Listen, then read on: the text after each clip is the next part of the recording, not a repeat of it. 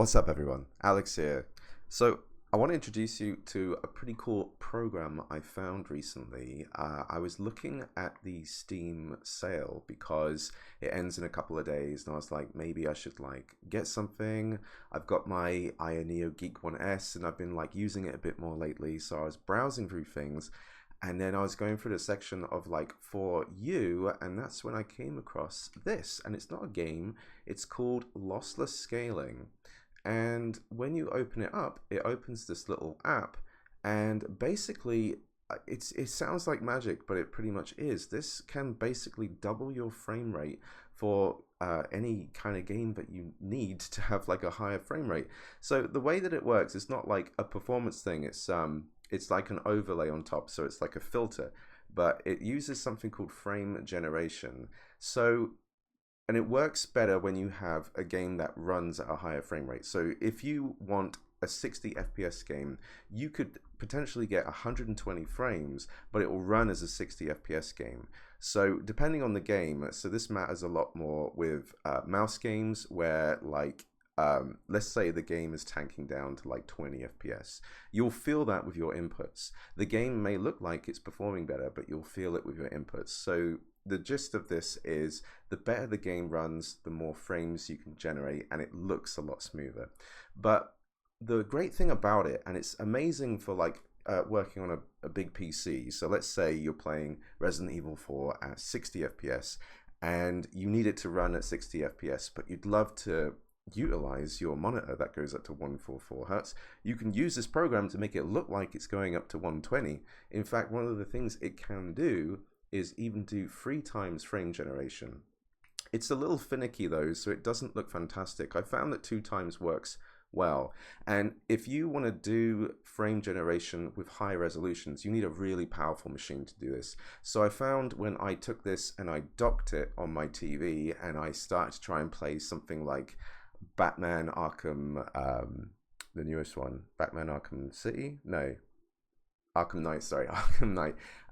Because I had that set up as a 4K resolution on Windows, when it was trying to do frame generation, it actually got worse.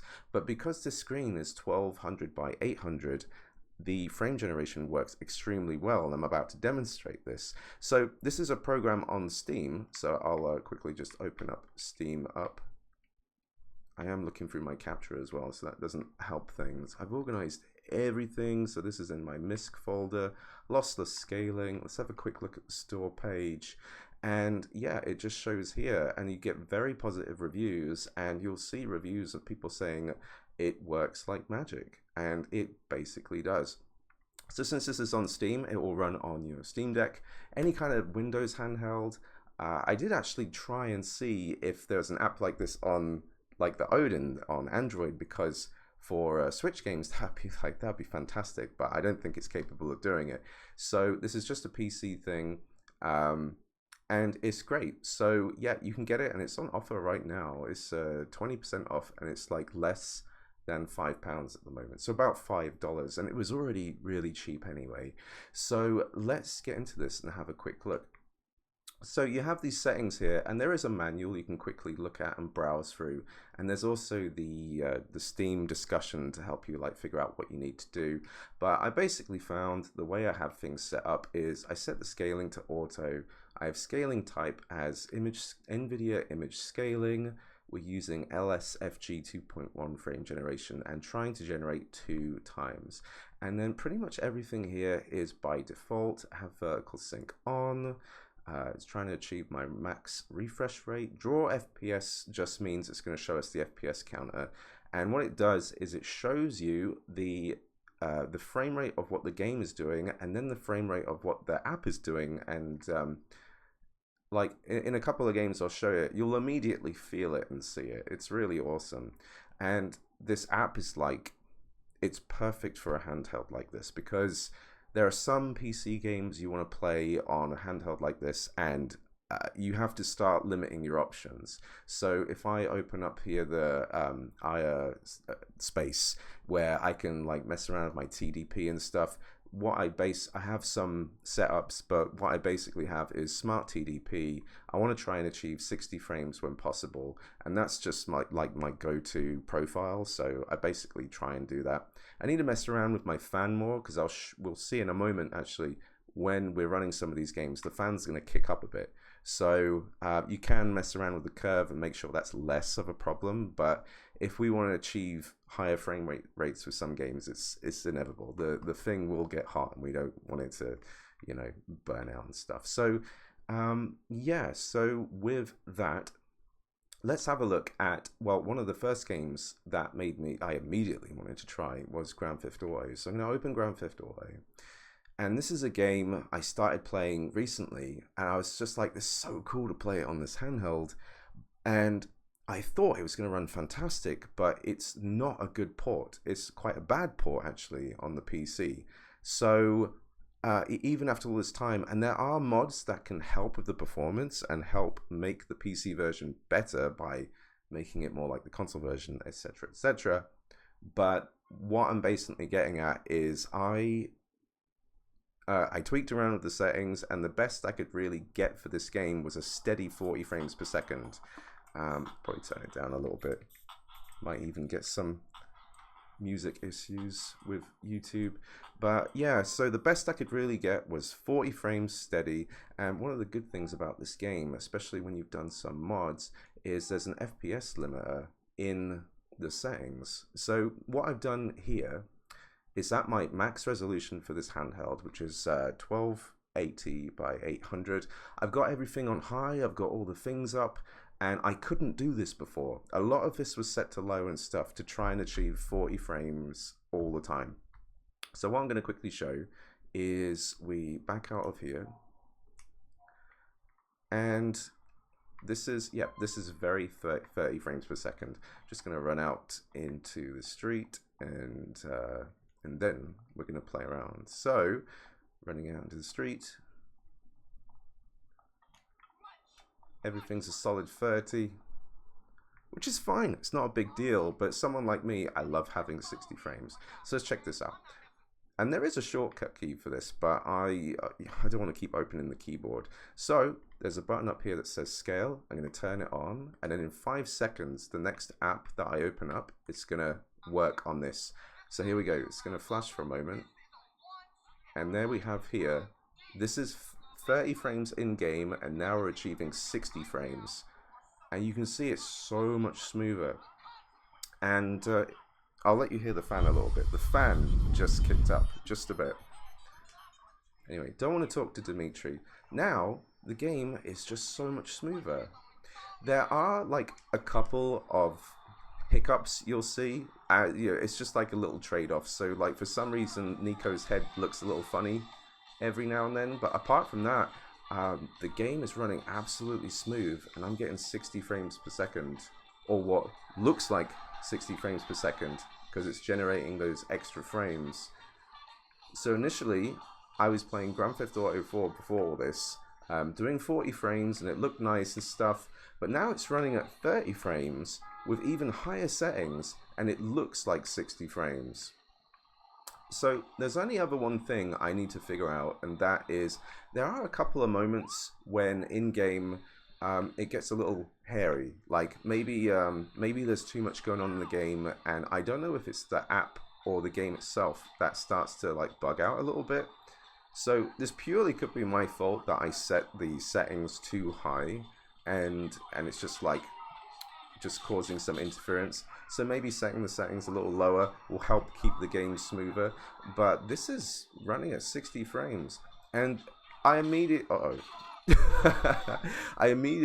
got very excited about this, because I was like, this is perfect for handhelds, and its applications are just brilliant. Like this even works for emulation. So if you, oh god. Okay, I mean, that's the police at work there. That's awesome. So yeah, the fan's kicking up quite a bit, and I feel like that wasn't something that used to happen when I played it regularly. But like I said, we can adjust the fan curvature and make it like less loud. But you know, really cool already, right? So obviously there's lots of settings we can mess here. So scaling type, it was recommended that for 3D games you pick NVIDIA or AMD FSR, but by default it was on LS1 and that was working pretty decent too. There's some other ones here where it says it's recommended for 2D games, but I don't feel like that's something I need to do. But that's the program. That's the thing doing what it's doing. And I was like, hell yeah. So one of the games I was having problems with in the past, I was like, I'd love to play Arkham Knight at 60 frames on my handheld. Well, it just wouldn't, because Arkham Knight is notorious for being a really bad PC port that actually got taken off Steam because of the amount of refunds and crap that it was doing, and it eventually came back after like having more dev time put in, but it's still not a great port. Now for some reason when I open Arkham Knight, it always wants to open up in windowed mode. And that's another thing I need to say actually. This app only works on programs in windowed mode or Windows borderless. If you want to use exclusive full screen, it's not going to work. So it has to be in bordered or windowed mode. So I'm just going to go to the graphics options here and just reset this. I'm just going to set this to with border, and then when I set it back, it'll just change. I don't know why it's doing this because it never used to do this. I'm wondering if like maybe I delete the config file, it will fix itself. And anyway, so let's see what I can show here without messing around with my focus. I've set it to a max FPS of 30 frames per second. Can go up to 60 or 90, but for this case we only need 30. And textures on high, normal for the detail and shadows, blur and all the stuff off, but we are keeping enhanced rain on. I noticed enhanced light shaft was fairly demanding. It was going less than 30 frames, and for this game in particular we really want to keep this as steady 30 FPS as possible. So we are going to just jump into the game,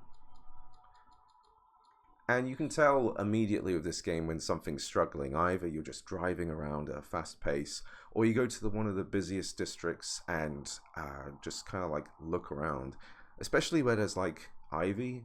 That's where it kind of like runs not great. So we haven't got the app on. It does say up there 30 frames, and I always feel weird driving this game because this isn't reverse, this is tank, but this is driving. It's going to drive around at 30 frames for a bit just to have a feel and get a good look at it. I like this game because Batman's just he's just decking the criminals and smashing their cars. Nobody is safe. Okay, so I'm going to pause it, and then I'm going to open up the app. I could do this with my fingers quick, but I don't want to. I'm just going to press scale, and then we're going to go back to game. And it will say in the top left 30, and now achieving 60 frames, and now the game is 60 frames smooth. And I was a bit worried with this game. I thought maybe because it's going to play, the inputs are going to feel like a 30 FPS game, but it looks like 60. So there are moments in a Batman game, you know, you're in combat with all the criminals and you need to do like quick counters and stuff. I noticed this with Batman Arkham City on the Switch emulator for Yuzu, that 30 FPS doesn't feel very nice playing that game because you quite often feel like you're doing inputs and then you get whacked and it's like, oh man, that's not fair. But when I was doing some battling in this game, when I was carrying people and everything, it just seemed to be fine. It seemed to play really well. So I'm wondering if the fact that it feels like 60 kind of like has a almost placebo of making you just play a little better because you react a bit more to the smoothness. But this was a game where without this frame generation, I was playing at the 30 frames, or if I was trying to hit 60, it was very, very varied. It wasn't reliable, and I've not been looking at it, but I'm pretty sure it's been saying 30 steady the whole time, and then 60 next to it in the top left. I'm just gonna go fly over to, I think there's some ivy over here. This is when it kind of like dips down a bit. There's something heavy going on here that will probably dip for a bit. I was trying to mess around with my settings around here to make sure I was hitting 30. It seems like we're getting it. I just think this is super cool that we can do this. Like, this type of program was probably just a great idea for people who do not want to spend loads of money on a really expensive graphics card. Because with more expensive graphics cards, what your goal pretty much is like 4K gaming and high frame rates, so above 100 hertz, let's say. And now with a less powerful GPU, you can achieve a similar thing. The only thing you're really missing out is like if you were to play like a Twitch responsive action game, so maybe an FPS game, or maybe you're playing some kind of RTS that requires you to do a lot of quick inputs and stuff. Oh geez, that's the second time I got hit by a car today. Oh Jesus. Okay, I'm not demonstrating that very well. Anyway, so what I'm trying to say is the app is brilliant if you have like a decent computer and you just really want high frame rate. And then there's this case, which I don't know if people have really thought about, because I was thinking to myself, why have I not heard of this program? Obviously, I'm already aware of FSR and DLSS, and I've looked into a lot with AMD's fluid motion frames. I really hoped that would be something that would work on a handheld like this. And sorry, I'm not paying attention to the game. So when I saw this program, I was like, no way, this is it. This is what a handheld like this has needed, and it's fantastic. And yeah, it's going to make a whole bunch of games playable. So I'm pretty sure it'll work on the Steam Deck. Let's back out of Batman. If I hold this button, it will close. And once it's done with that, it's already like unscaled. You can set this to start when you like start Windows and everything, which is really cool. Let me see if there's another. Oh, dude, right. Split Second is a game that for some reason is hard locked to 30 FPS on Steam. And there is a mod for 60 FPS, but I don't think it's good, and sometimes it doesn't work. I haven't got it on, so there must have been a reason why I wasn't using it. And I think there's like engine problems as well, where you know, some games, like especially Nintendo games, are tied to their frame rate, so dodgy things will be happening at 60 FPS. And Split Second is a game that looks gorgeous at 60 frames, but you can't do it. And the mod's a little funny. So we've got a hard-locked 30 FPS game. Nothing we can do about that. Or can we? This is when this app comes into play. So Split Second, one of the greatest arcade games ever made. If you've never played it, you need to. If you miss like couch co-op gaming or driving with friends on a couch, this game is fantastic playing with friends. And online as well, if you can get that running. So let's go into quick play, and we'll just start a race. Just pick the first track, and we will pick the nice car. I haven't unlocked everything on this. I can't remember what I played it on when I was younger, but I love this game. This game is so good, right? It's good driving, and then there's all this like chaos in the map, that the racetrack that keeps changing. Like you see that big tower right there, you can blow that up and change the course. It's awesome. So I'm gonna drive. Looks gorgeous, and this is 30 frames, and this is the best this game is gonna do. So I'm driving around, 30 frames. Now let's go open this app up. Press scale, back to the game, just wait for a second, and boom, we're doing 30, and it's generating the extra frames to do 60. Now we have Split Second, and it's looking like it's 60 frames, and it even plays good. I don't feel like I'm messing up anything, because well, like I said, some games like in FPS, you might notice that frame generation is not correlating to what you're actually trying to do. But as I said, that would be a very like Twitch responsive gaming kind of thing. Driving like this, it's fantastic.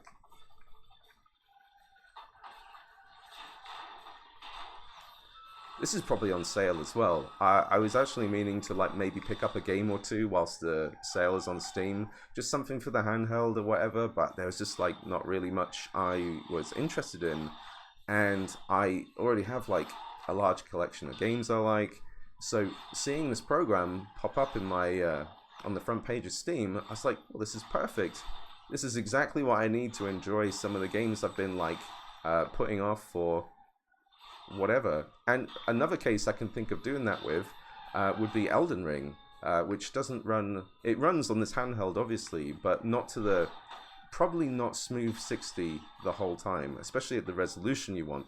Whereas now with this, you can do that. You can run Elden Ring on your handheld, get it smooth 60 frames, and looking decent too. That's the best thing about that as well, is that you can run stuff with higher graphics settings, whereas before you couldn't. You'd have to make sacrifices to achieve that frame rate. So on an actual PC, some of that might be a problem, but for handheld gaming, this is just, it's perfect. I feel like I'm rambling a bit about all that. So let's quit this game. I'm not going to get hit by a car for a third time today. So we looked at some PC games. I don't know if there's any other games I have installed that I want to have a quick look at. I basically made this little handheld category here, and I shove everything that's installed on my handheld in here. I have Dead Space installed. But then again, I don't want to ramble too much and make this video too long. But Grand Theft Auto was like one of the perfect reasons why using this app is so great for this. So, oh, a lot of these aren't installed. It's because my PC is on and Steam's on. Yeah, I don't have a lot of that installed. Okay, so we're done looking at Steam. Now let's go and have a look at emulation. So I've set up like all these shortcuts down here so I can easily look for an emulator without too much clutter. I quite like the clean look of my desktop when using like this handheld, for example. So opening Yuzu, and this is the last version of Yuzu that exists. When I was testing this yesterday, for some reason, a lot of the games weren't working, and I had to figure that out. But I eventually got it working again. So obviously, what we are going to look at, if Nintendo isn't too mad, is Tears of the Kingdom. And in this case, for some reason, I had to turn off all the mods except for the update.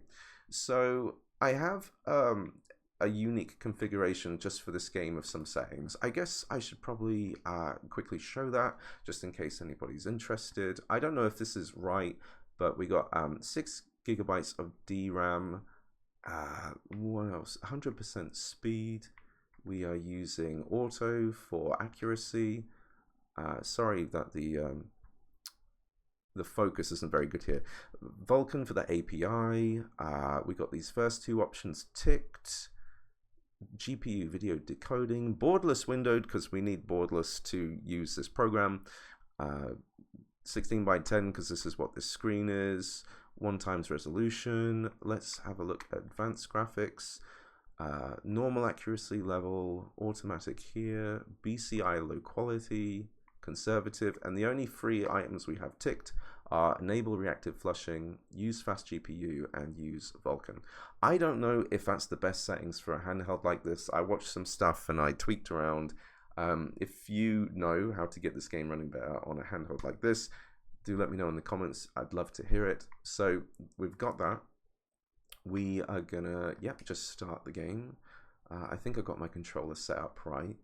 And hopefully it won't do a launch forever. It should be just about 5 seconds. There are a bunch of these games that were just launching forever, and it was a big problem. So I had to delete all my cache, shaders, start from scratch. Probably a good idea when doing something like this. I'm not sure if at this point, if Zelda probably runs better on Ryujinx on a handheld like this, since that's still being updated. But when I tried it, it wasn't working very well, so I probably need to look at all the settings again. Anyway, just gonna jump into a game. I think I want to be at Hateno Village.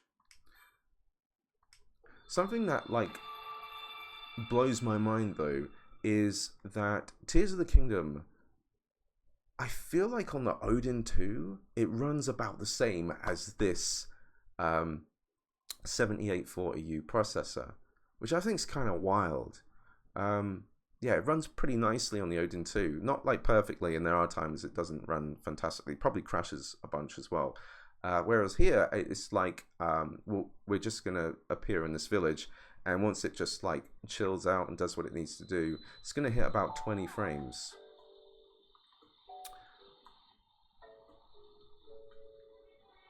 Alright, building shaders down there, just let it do its thing. So, you know, let's be clear here. We've got no mods on. There isn't like a 60 FPS thing going on or whatever. So what we're going to do is just go over to this program, press scale, switch back, and let's quickly go into full screen. Now, there is a couple of issues with this. We'll see how it goes in a second. So now we can see that it's somewhere around 25-ish frames. Hopefully we'll go up to 30 when it needs to, and it's generating those extra frames. So now Zelda is a lot the game is a lot smoother, or feels a lot smoother. So we're regularly, like pretty much all the time, gonna be above 30 frames. So if you don't like that inconsistency, there might be some settings where you can like cap that. So we can probably keep it capped at 30 frames generated.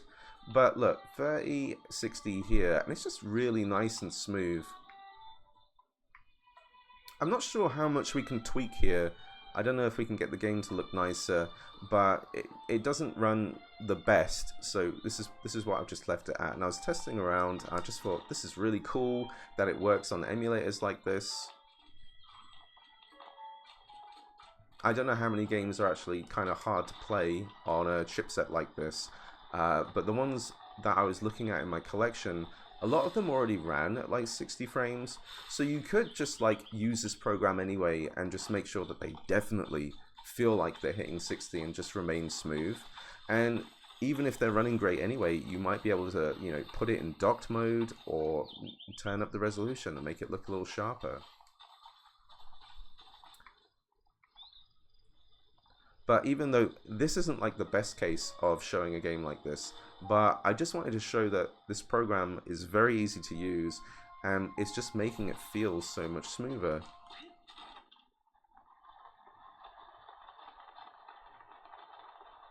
Also, because I had to like delete all the cache and shaders and stuff, it is probably building shaders as I'm playing this. So there's probably going to be some hiccups. But to be honest, compared to like sometimes I was like testing this yesterday, I was having some like places where like Batman and this would stall. So maybe I'm just lucky today, or maybe the fact I've already played it has helped, and now it's like definitely going to run smoother. That's pretty cool, right? And all it is a simple program in the background that is just generating new frames. So it's really odd to me that this exists, and for so long you see, AMD promised that they were going to make FSR 3, I think, available for like every game that exists. What the hell is that? Oh shit. That's not good. So I don't think that actually exists. I think I'm dead, dude. I don't want to be here. I forgot how to play this game. Shall I just be weird and climb a tree? Yeah. Oh, that's scary, dude. Dude, I'm dying to go into claw grip like this, just so I can like run and look. No! Maybe if I go in the water. I haven't played this in so long. I'd rather drown than have you take me. I'm safe. Alright, so that's Zelda. You know, I think I'll just close the whole program. So yeah, obviously we can use that on more Switch games. I'll just have a quick look and see if there's any other Switch games we might be able to have a quick look at. You know, other cases of this would be, for example, the Kirby game is locked to 30 frames. There is a 60 FPS mod, but you could choose not to use that, and you could just use this frame generation and maybe like bulk the game up a bit with high resolution. But probably be fantastic for a game like Bayonetta 3. Kirby, obviously. Metroid Prime, I think, is at 60 frames. I can't quite remember. Maybe Red Dead, but isn't that supposed to be on PC soon? I thought it already was. Or maybe that was a leak. I'm not sure, but you know, you've seen the potential of this now. So any Switch games that might run poorly or could benefit from this, it's a $5 program.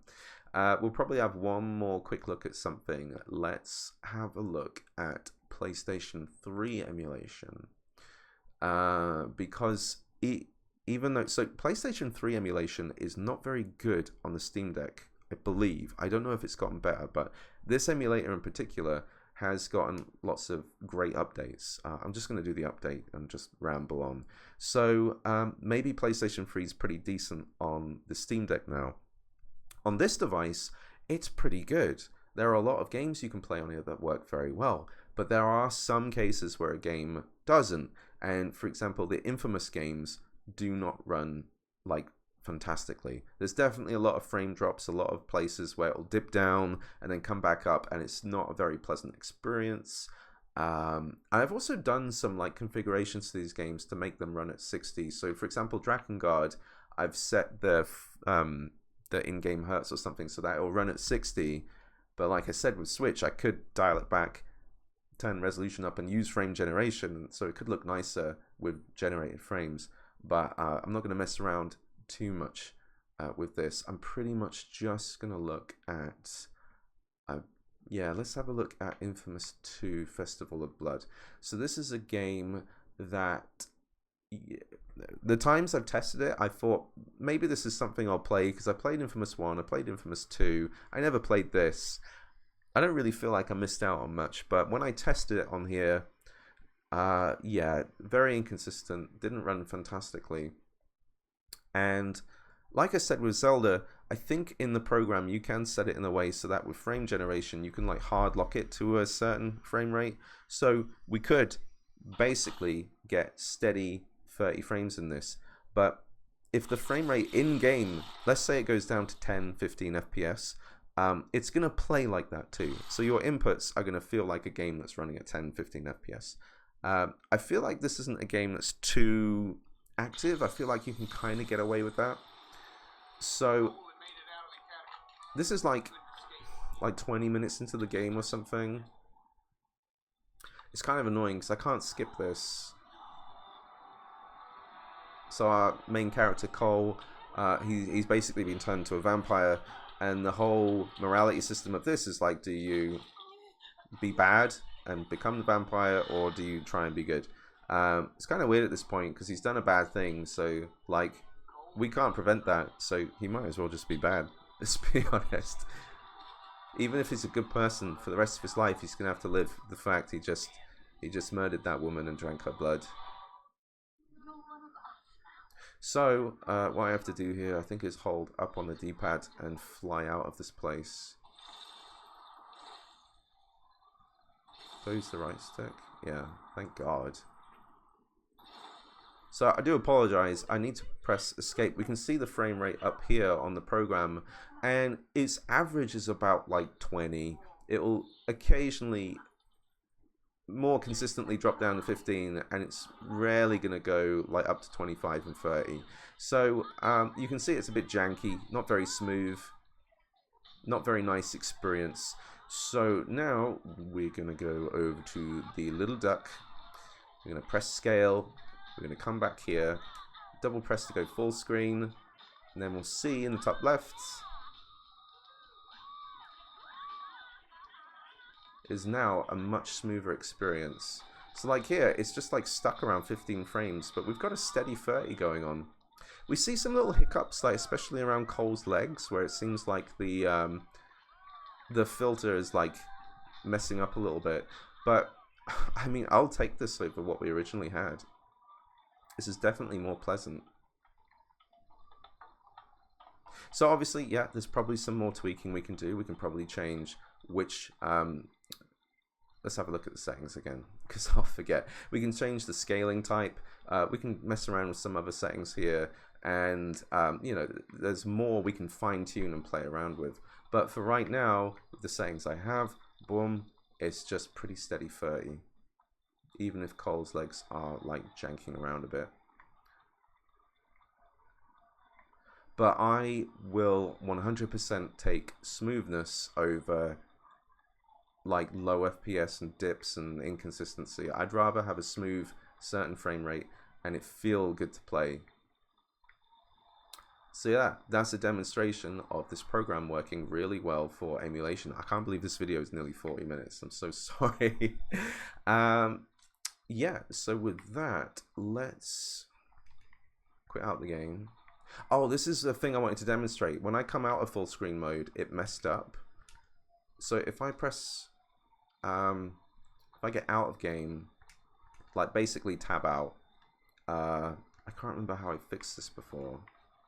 There we go. It just seemed like a thing, and it seemed to only happen with the emulators.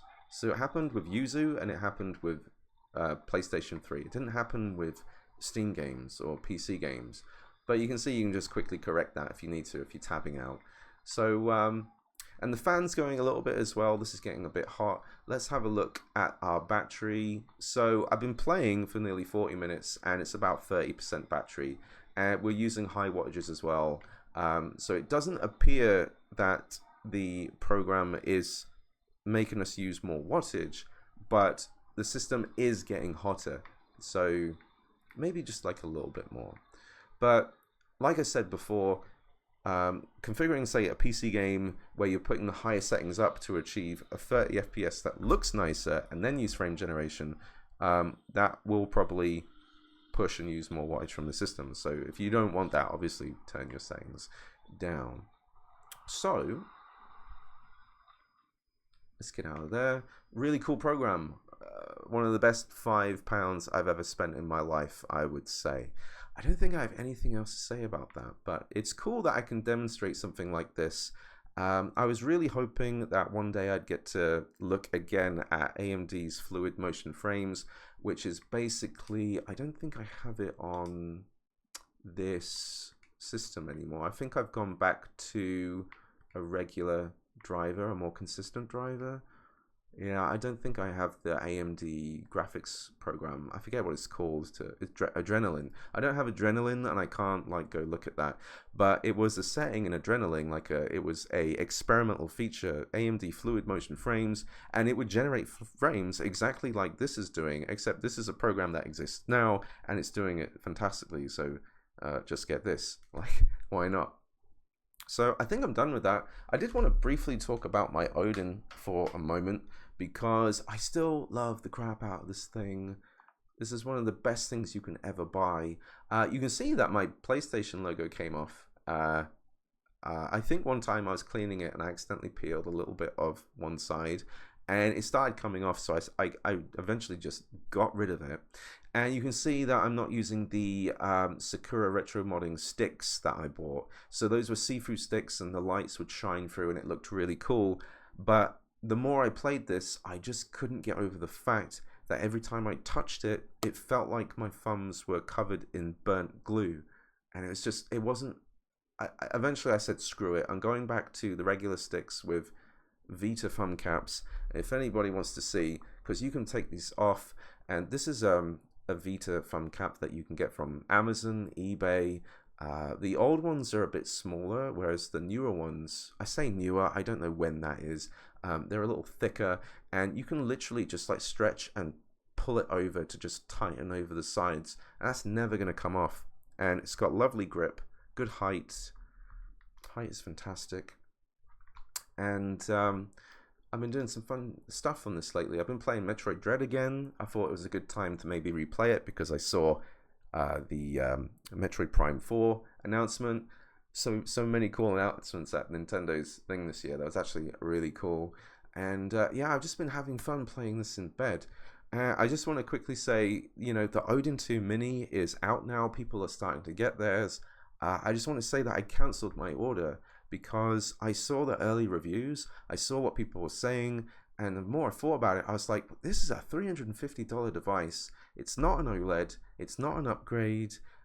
It's for a very specific niche people, and it's the size of a Retro Pocket 4, and you can do a lot of a Retro Pocket 4 that is close to what a lot of what the Odin 2 Mini does, and that is $150 price difference. And I thought, I'm never going to play this thing. I'm going to play my Odin 2. I like the size, I like the feel. So I said, yeah, I'm going to cancel my order. So I'm not going to get one, and I'm not going to do a review on it. So I apologize. I've said in posts that I covered it. I did some posts where I said I ordered one and I was going to review it. Maybe in the future, maybe if it goes on offer and I'm interested again, I might pick up one. But based on what I've seen, I think my consensus would be that you might as well get this unless you need something smaller. But the brightness of that screen, the mini LED, it might be to someone's favor who plays games outside.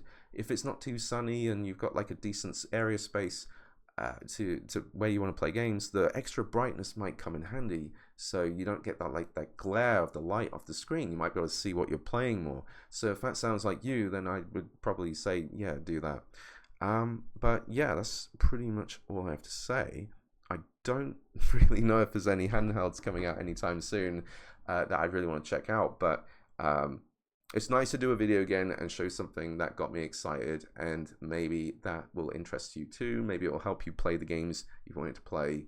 And if that's the case, then thank you for watching my video, and I'm glad it helped you out. If you like that video, please give it a like, subscribe, hit that bell icon for whatever I may do next, and I'll see you on the next one. Bye bye.